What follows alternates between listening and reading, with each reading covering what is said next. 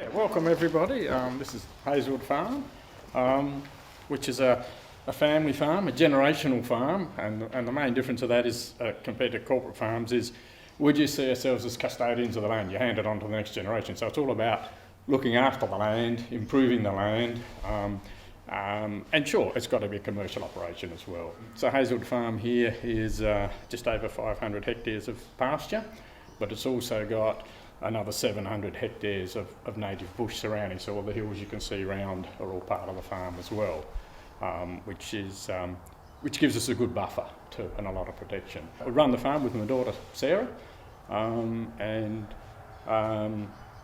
predominantly sheep, fat land production, and some cattle. So no cropping these days. Used to do cropping, but not at the moment. So the relevance back to Landcare. We've had a long-term commitment here of planting 200 trees every year, so for the last 30 years. So why do we plant trees? We're planting them usually on fence lines, so we're looking for shade for stock, we're looking for wind shelter out into the paddock, and we're also looking for low-down shelter for lambing, so that we can reduce the mortality at lambing time by having low-down shelter. And so therefore, initially, most of our plantings were all north-south. So north-south is so that we're trying to break that west-southwesterly wind, our prevailing wind, and we're minimising the amount of shade going onto the pasture, because if you grow big tall trees, they shade your pasture, you're not growing grass, and we're all about growing grass. So predominantly north-south, but now we are also doing it on different angles as well, where we're trying to get more shelter into the paddocks.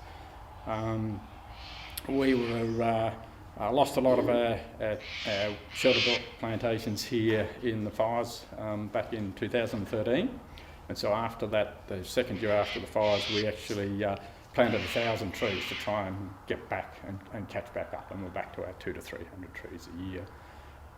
The species we plant are not all natives, shock horror, but stop and have a look. I bet in your garden at home they're not all natives you've got there either.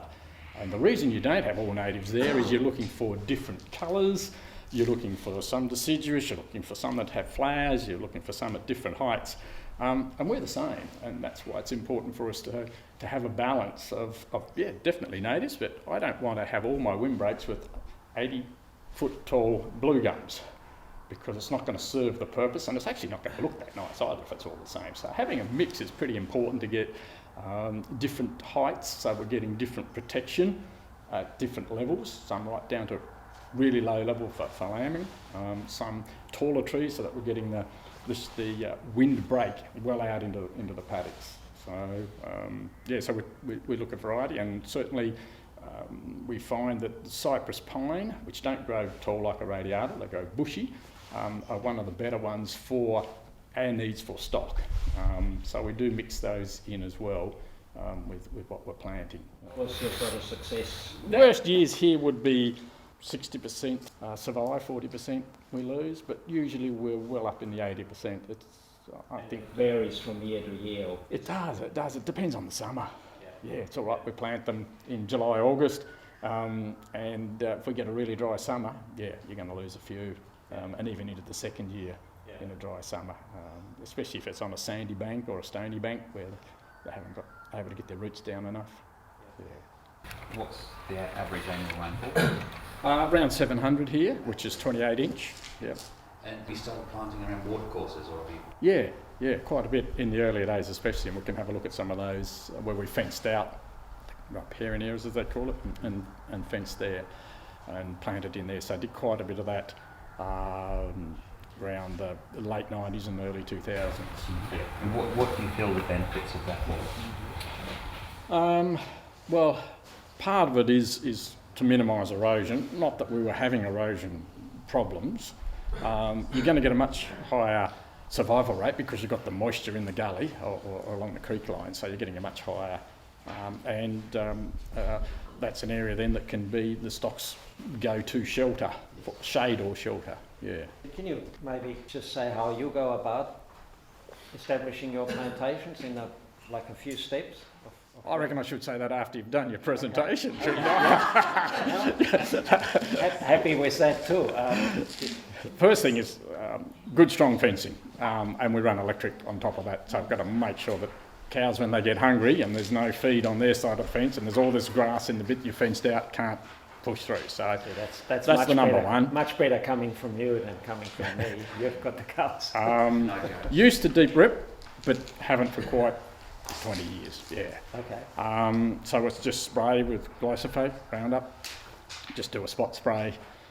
Use the mats, we've got mats over there, which are a weed mat, and the guards, and guards are pretty important for rabbits, hares, to stop nibbling the top off them. Yep. And then we just use the planters, which are just around the corner there, which is the same as what you've got there. Yep. Don't go too early because there's just too many frosts here. I hope that we get some good spring rains while they're getting established. How do you go about sort of manpower? When we did the big planting after fires, because Landcare came along and offered help, which is wonderful, and hence we were able to, they provided the trees and the guards, and we just did the fencing, and then they provided, I can't remember, so I should, it was a couple of the schools, high schools came, which was really great to get those kids involved in, planting trees. But other than that, no, we usually just do it ourselves. When you first did your planting, were you primarily focused on, say, like acacias as pioneers to get in there first and then succession plant, or do you just do a mix of everything and now some stuff's dropping out? Yeah, do a mix. As you'll see when we go around, a lot of what we do is just 2-row because we're not wanting to encroach too much into a paddock. So you go up a fence line, so you've already got one fence there, just put another fence up and do a 2-row. And on the windward side is where I would normally plant my slightly taller trees, which could be a peppermint. I like peppermints. They branch out instead of going straight up like a blackie or a bluey. And then the other row will be a mix of things like wattles and banksias and bottlebrush and things like that, which again is good natives for the bird life, and gives us a little bit more of that lower down cover.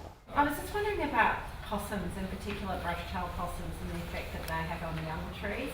Not necessarily when they're the tube stock inside the guard, but sort of the few years after that, and whether that's a problem. It is a big problem, because what will happen when you get a tree up to about here and it's got a nice leader, and they take it out, then the tree starts trying to branch. You end up with multiple leaders, and those trees never seem to really recover and grow as well as one that hasn't been eaten. The type of fencing we're doing, if you used wire netting and electric above, you'll keep them out. So if you've just got a small domestic block and that's what you want to do, that'll work really well. And if you do that with the netting, don't staple off the top, leave it, let it all flop. So only staple it 2/3 of the way up. And then as the possum will climb up and the top's floppy, it flops back over and it's really hard for him, and then run a live wire just above the top of that, and that will be pretty close to 100% to keep your possums out. I mean, I've got an orchard at home and that's what I've got around my orchard, and I keep all the possums out. But on the farm, obviously, we can't do that sort of fencing.